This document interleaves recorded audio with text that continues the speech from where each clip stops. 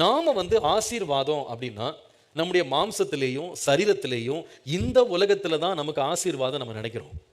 நாம நம்ம மாம்சம் சுகமா இருக்கா, உலக வாழ்க்கை துன்பம் இல்லாம இருக்கா, இந்த வாழ்க்கையில நெருக்கம் இல்லாம இருக்கிறோமா, பிரச்சனை இல்லாம இருக்கிறோமா, நாமெல்லாம் ரொம்ப நல்லா இருக்கிறோம், ஆசீர்வாதமா இருக்கிறோம், நம்ம உடனே அதுக்கு நம்ம கணக்கு எழுதுறோம். ஆனா தேவன் சொல்றாரு, இந்த உலகத்தின் நிலைமையின்படி நான் உன்னை பார்க்கறது இல்லப்பா. நான் உன்னை ஆசீர்வாதமா இருக்கிறாயா இல்லையான்னு தீர்மானிப்பது எதை பொறுத்ததுன்னு கேட்டா, உன் ஆத்துமா வாழ்வது போல நீ எல்லாவற்றிலும் என்ன செய்யணும்.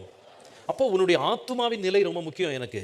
இப்போ ஆண்டவருடைய காரியம் என்னன்னு கேட்டா, நீ சரீரத்துல சுகமா இருக்கணும் நான் விரும்புறேன், நீ நெருக்கம் இல்லாம இருக்கணும் நானும் விரும்புறேன். ஆனா எனக்கு ஒரு பயம் இருக்கு. இந்த நெருக்கங்களும் துன்பங்களும் இந்த பாடுகளும் பலவீனங்களும் உனக்கு இல்லாம போகுமானா, உனக்குள்ள நீ அறியாம ஒன்று முளைச்சிரும். அது என்னது? அது பெருமை, மேட்டிமை, மேன்மைப்படுத்துறது. இந்த சுபாவம் உனக்குள்ள வந்துருச்சுன்னா, நான் உன் பட்சத்தில் இருக்க முடியாது, நான் உனக்கு விரோதியா மாறிடுவேன். தாழ்மை உள்ளவனுக்கு தேவன் கிருபை அளிக்கிறார், பெருமை உள்ளவனுக்கும் என்ன செய்கிறார்? எதிர்த்து நிற்கிறாரு. அப்ப பவுலுக்கு ஆண்டவர் ஒன்று சொல்ல விரும்பினார், பாருப்பா, நீ என்ன வெளிப்படுத்தல் பெற்றிருந்தாலும் சரி, கடைசி நாளில் உனக்கு நான் எதிர்த்து நிற்கணும்னு நான் விரும்பல, உன் பட்சத்தில் நிற்கணும்னு விரும்புகிறேன். ஆனால் உனக்கு எதிராக நான் வந்துடாதபடி உனக்குள்ள என்ன வந்துடக்கூடாதுன்னா, பெருமை வந்துடக்கூடாது.